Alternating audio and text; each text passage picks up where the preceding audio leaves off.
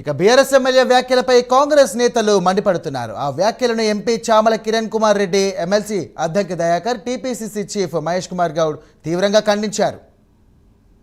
కొత్త ప్రభాకర్ రెడ్డి గారు మాట్లాడుతూ చెప్పకనే చెప్పిండు, బీఆర్ఎస్ పార్టీకి ఇదేం కొత్త కాదు, డబ్బులు పెట్టి ఎమ్మెల్యేలను కొనడం, ప్రజాస్వామ్యంలో పార్టీలను నిర్వీర్యం చేయడం, ప్రజాస్వామ్యంలో ఏదైనా చేయొచ్చు డబ్బులుంటే అనే ఒక ఆలోచనతో మాట్లాడినట్టుగా కనపడుతుంది. గత ప్రభుత్వంలో దోసుకున్న 7 లక్షల కోట్లు ఎక్కడ పోయినాయా అని ఎతుకుతుంటే ఇప్పుడు తెలిసింది ఏడున్నాయో. బిల్డర్ల రూపంలో వీళ్ళు పెట్టిన పెట్టుబడులు ఆ రోజు దారదత్తం చేసి చాలా మందికి గవర్నమెంట్ భూములు అంటగట్టి ఆ రోజు ఎంతో మంది బిల్డర్ల దగ్గర వీళ్ళ దగ్గర ఉన్నటువంటి ఈ దోసుకున్న తెలంగాణ సొమ్మును పెట్టినట్టు ఇప్పుడు ఆ బిల్డర్లందరూ కూడా మళ్ళీ మేము తిరిగి ఇస్తాం ఎమ్మెల్యేలను కొని మీరు ప్రభుత్వాన్ని పడగొట్టమని చెప్తుర్రు. నేను ఒకటే చెప్తున్నా, డెఫినెట్గా దీని మీద ఎంక్వైరీ జరగాల్సిందే. కొత్త ప్రభాకర్ రెడ్డి గారు చెప్పాలి, ఎవరా బిల్డర్లు, ఎవరా పారిశ్రామికవేత్తలు ప్రభుత్వాన్ని పడగొట్టాలనే పిచ్చి ఆలోచన చేస్తున్న వాళ్ళు. మరి వాళ్ళంతా క్విప్రోలో లాస్ట్ టైంలో ఏదైతే ప్రభుత్వంలో జరిగినటువంటి అవకతవకలలో భాగస్వాములుగా ఉన్నటువంటి ఈ పెట్టుబడిదారులు ఎవరు, ఈ పెట్టుబడులు పెట్టింది ఎవరి మీద, మరి ఆ పెట్టుబడులను తిరిగి ఈరోజు ప్రభుత్వాన్ని నిర్వీర్యం చేసే పరిస్థితి తీసుకొస్తున్నటువంటి దాన్ని ఇమీడియట్గా ఎంక్వైరీ చేయాలని చెప్పి నేను కోరుకుంటున్నాను. డెఫినెట్గా నేను ఒక పార్లమెంట్ సభ్యునిగా నేను అడుగుతున్న దీన్ని, అంటే ప్రభుత్వంలో ఉన్న వాళ్ళు ఏదైనా చేస్తారన్న ఆలోచన, ప్రభుత్వంలో ఉన్న వాళ్ళు ఏదైనా చేస్తారన్న ఆలోచనలో మీరు ఎందుకు అంటే గత ప్రభుత్వం నియంత పోకడ వల్లనే, గత ప్రభుత్వం నియంతవాద వివర్తించి కాబట్టే మీరు అందరూ కూడా అట్లనే నడుస్తారు. మాది ప్రజాస్వామ్య ప్రభుత్వం. మా ప్రభుత్వం ఉన్నా మేము నిష్పక్షపాతంగా ఉన్నటువంటి సంస్థలను రిక్వెస్ట్ చేస్తున్నాం దీని మీద ఎంక్వైరీ చేయమని. గత ప్రభుత్వంలో రిక్వెస్ట్లు చేసేది ఏం లేకుండా అన్ని సంస్థలు వాళ్ళ కిందనే ఉండేది. ఎవరి మీద పడితే దాని మీద ఎంక్వైరీలు చేసేటోళ్ళు, ఎవరి ఫోన్లు పడితే వాళ్ళని ట్యాపింగులు చేసేటోళ్ళు, ఎవరిని పడితే వాళ్ళు తీసుకొని లోపల వేసేటోళ్ళు.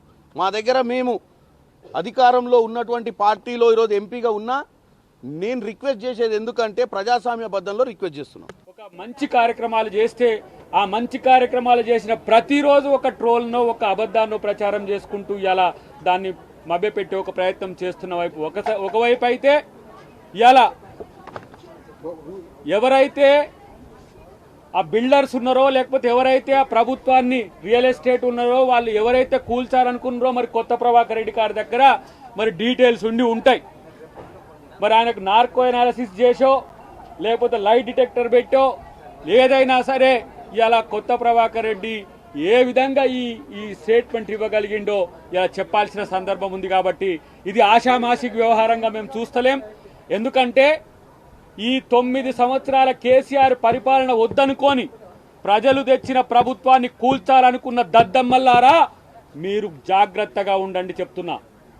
ఇది ప్రజలు కోరుకున్న ప్రభుత్వం, ప్రజా ప్రభుత్వం, ఒక సామాన్యుని ముఖ్యమంత్రి చేసిన ఎన్నిక. మీరు 1000 కోట్లు వెచ్చించి ఇలా మీరు ప్రజల్ని మభ్యపెట్టే ప్రయత్నం చేస్తే ప్రజలు ప్రజాస్వామ్యాన్ని నమ్ముకొని, తెలంగాణను నమ్ముకొని, తెలంగాణ కాంగ్రెస్ పార్టీ ఇచ్చిందని చెప్పి కాంగ్రెస్ పార్టీకి ఇలా అధికారం ఇస్తే ఇలా బీజేపీ సహకారంతో కొన్నిసార్లు ప్రయత్నం చేస్తారు, కార్పొరేట్ల సహకారంతో కొన్నిసార్లు చేస్తారు. ఎప్పటికీ కూల్చాలనే ఎత్తుగడ మీకు ఉంది అంటేనే ఇది ఆషామాషి వ్యవహారంగా మేమందరం చూడాల్సిన సందర్భం కాదు. అందుకనే ముఖ్యమంత్రి గారితో పాటు మా ముఖ్య నాయకత్వాన్ని అంతా కూడా ఈ అంశంలో మేము చెప్పే ప్రయత్నం చేస్తాం. ఇలా ఒక తగుదునమ్మా అని చెప్పేసి ఎంత సంవత్సరం దాటిన ప్రభుత్వం మీద మీ కుట్రలు చూస్తుంటే మీ సంపాదన పోతుందనే ఒక ఈర్ష. ఇలా ఏంది కంచగచ్చిబౌలిలో ఉన్న ఒక భూమి 400 ఎకరాల భూమిలో ఇవాళ 60-70 ఎకరాల భూమికి సంబంధించి చదును చేస్తే ప్రపంచ పర్యావరణం మొత్తం నాశనమైనట్టు, ప్రపంచంలో ఉండే ఏనుగులు, జింకలు, నెమళ్ళు అన్ని కూడా చనిపోయినట్టుగా ఇలా ప్రచారం చేసిర్రు. దరిద్రులారా, మీకు సిగ్గు లజ్జ ఉంటే ఆ ఛత్తీస్గఢ్కు పోండి. ఛత్తీస్గఢ్లో 2,72,000 ఎకరాల ఇలా భూమి ఇలా అక్కడ ప్రైవేట్ కాంట్రాక్టర్లకు ఇచ్చింది. 92,000 చెట్లు నరుకుతున్నారు. మరి ఏం చేస్తున్నారు బీజేపీ వాళ్ళు, ఏం చేస్తున్నారు బీఆర్ఎస్ వాళ్ళు? భారత రాష్ట్ర సమితి కదా, ప్రతి సందర్భంలో ఇలాంటి కుట్రలు చేస్తున్నారు. దీన్ని అంతర్జాతీయ అంశం చేసి ఇలా ఏంది వన్యప్రాణులకు ఈరోజు నష్టం చేస్తున్నారని చెప్పి అట్లా చేసిండ్రు. కాబట్టి నేను అంటున్నా, మేము దీన్ని సింపుల్గా తీసుకునే అవకాశం లేదు.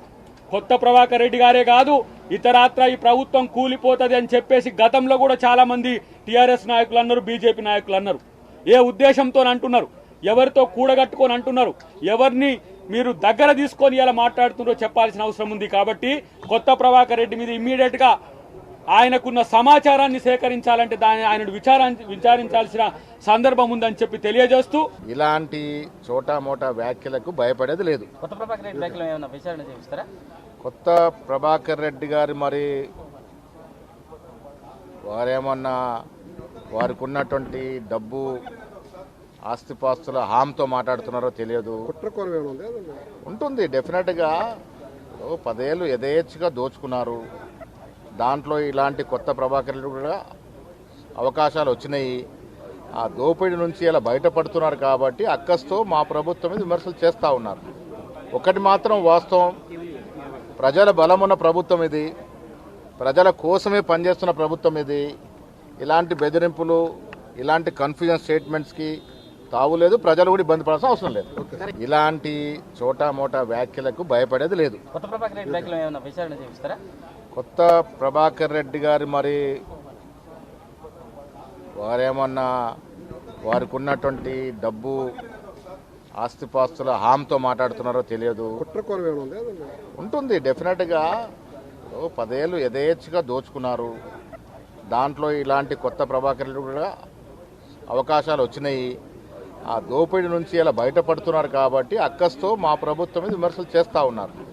ఒకటి మాత్రం వాస్తవం, ప్రజల బలమున్న ప్రభుత్వం ఇది, ప్రజల కోసమే పనిచేస్తున్న ప్రభుత్వం ఇది.